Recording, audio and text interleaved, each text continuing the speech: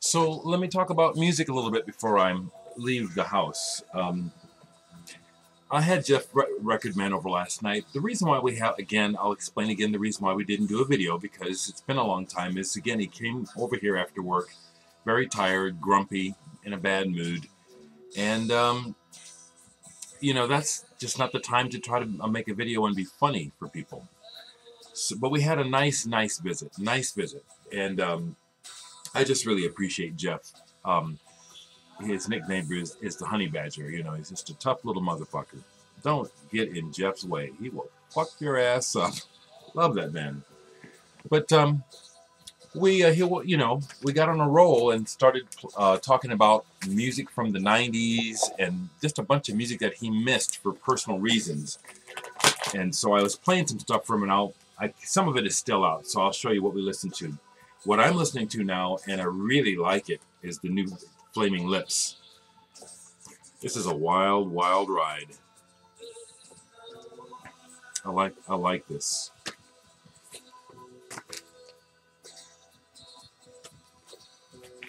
I'll make one more comment in my defense about Dereck 3. You know, the Flaming Lips are selling tens of thousands, millions of records. My music, in its own way, is just as good as the Flaming Lips. All right, let me just kind of really let it all out.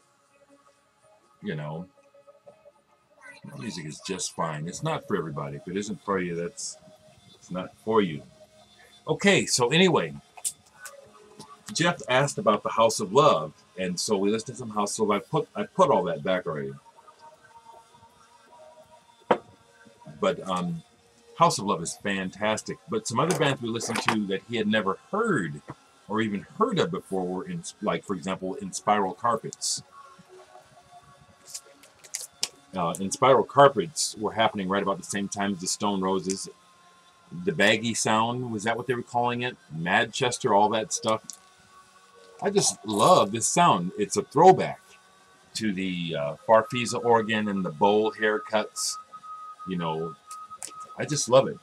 This song, I think, is beautiful. It's damn near an anthem. Move by Inspiral Carpets. Fantastic.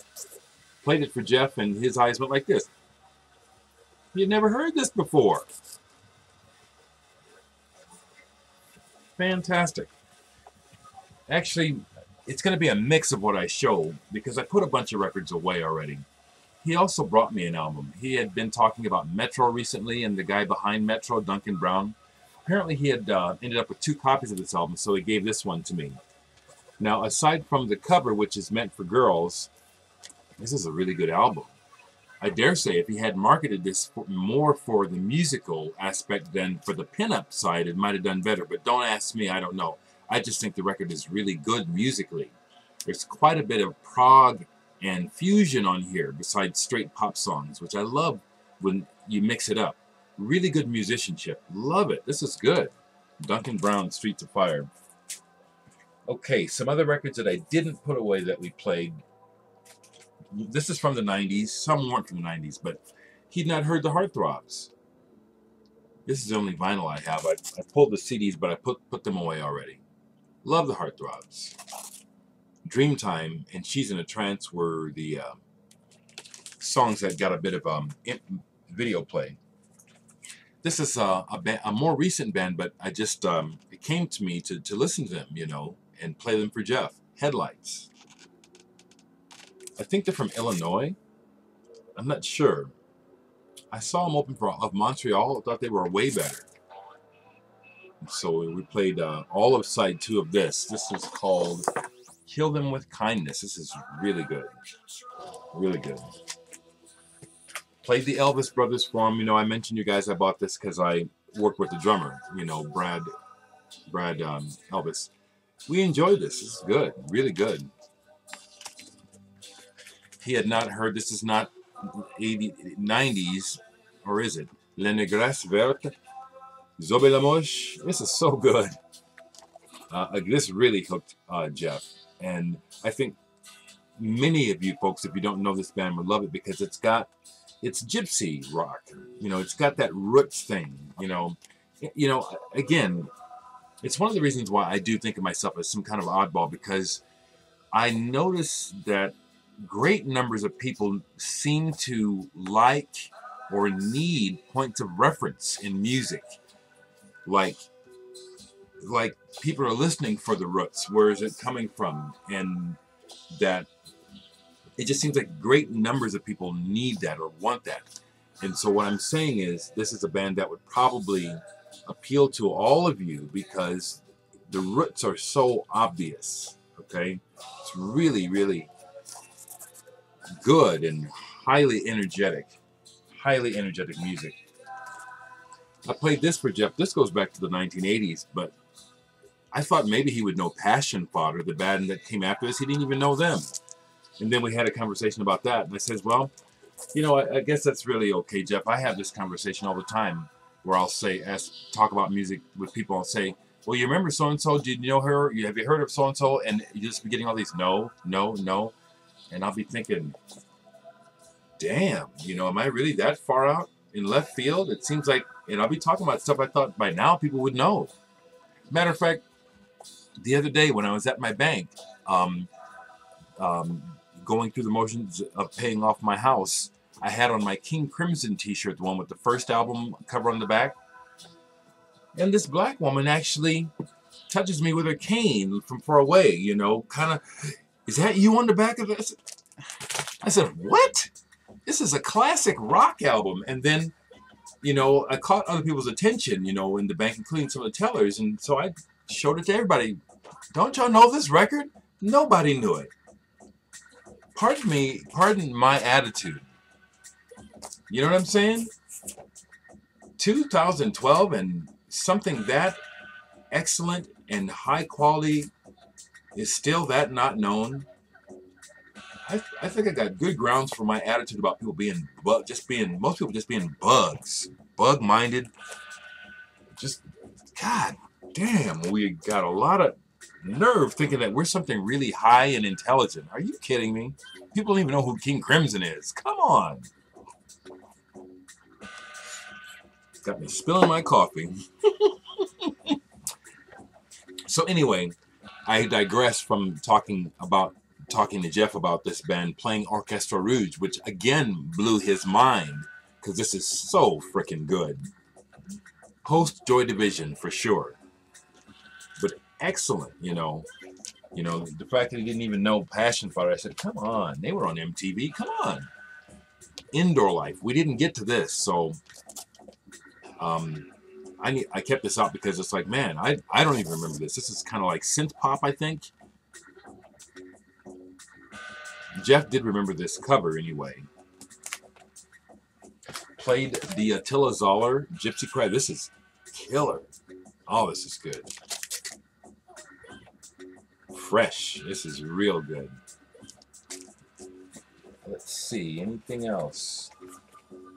The last thing that I'll share, because I like keeping these short, is that I did pick up something yesterday and I didn't show it yet. And I haven't shown all my record fair buys, but I put a bunch away, so they'll just be shown whenever. But when I was at Homer's checking on my album sales, you know, they bought 3, and they were on sale for $25. They only had 1 left, so.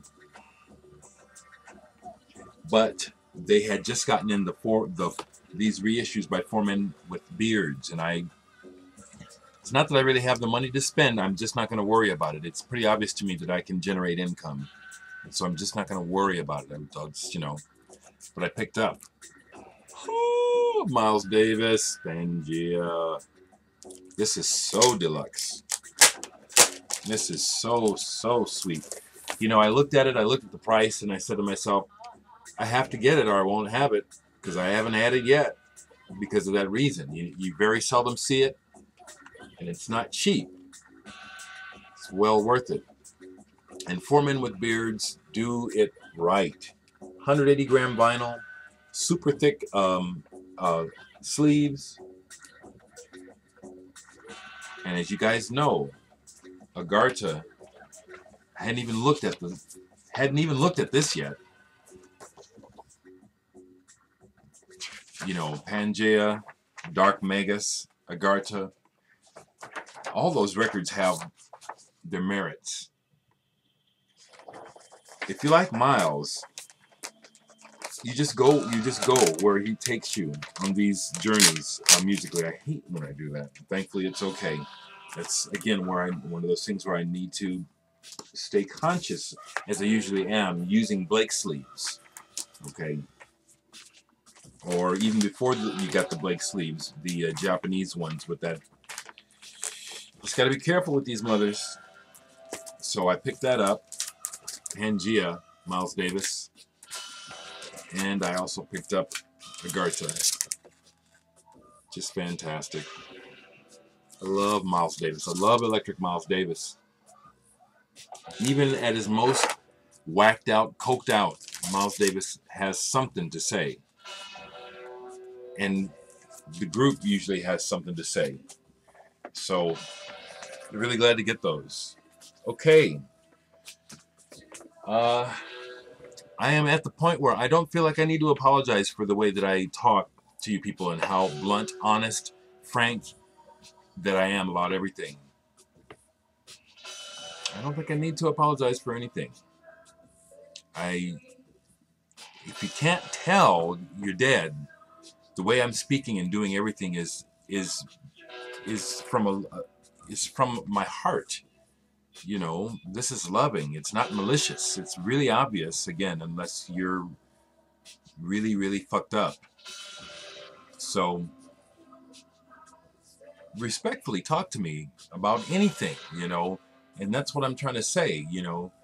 Respectfully talk to me about things that maybe we don't agree on, if you want to, you know.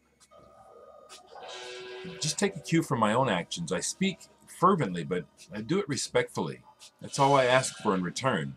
I'm trying to model what I want to receive. I'm pretty blunt, so like I said, I can take it. But if you listen and you watch all of my videos, and that's a lot of them, I'm in the 700s now. Yeah, amazing, you know. 7 is my number. It just went right past me, you know. A couple folks pointed out to me a few videos back when I got to 700. I'm just living, you know, making a video. I'm not looking at those numbers. Wow. I'm in the zone, I guess. 7 is my number, you know. I surpassed 1,400 subscribers. That's 7 times 2. You know, it means nothing, but it's something that the brain can play with. You know what I'm saying? So, I just, you know, I'm just so glad I found this outlet. You know, this was something I dreamed about doing as a little boy, is having my own TV show, and this is what this is. At home with Dereck in his music room. The most important thing to me, you know. It's a good thing I'm not married. It is. I would make some woman absolutely miserable. She'd bury me in the backyard because, you know, I would be pretending that I want to pay attention to her and be interested in the things she's interested in. I'm not cold. I'm being honest, guys. I think there's a lot of you that are married that feel like me, but you did it anyway because you want access. Maybe that's not the reason why. Again, I'm just telling it the way it is for Dereck, okay? Which maybe shows how fucked up I am, you know. The fact that people really actually love and care about each other and really care about what the other person thinks and does and cherishes and wants them to be happy over their own happiness. I guess that really exists, but I don't understand it. I ain't feeling that. I just had, you know, I'm just waxing. I'm just thinking. Okay, it's about time for me to get up and go to the post office. I'll talk to y'all later.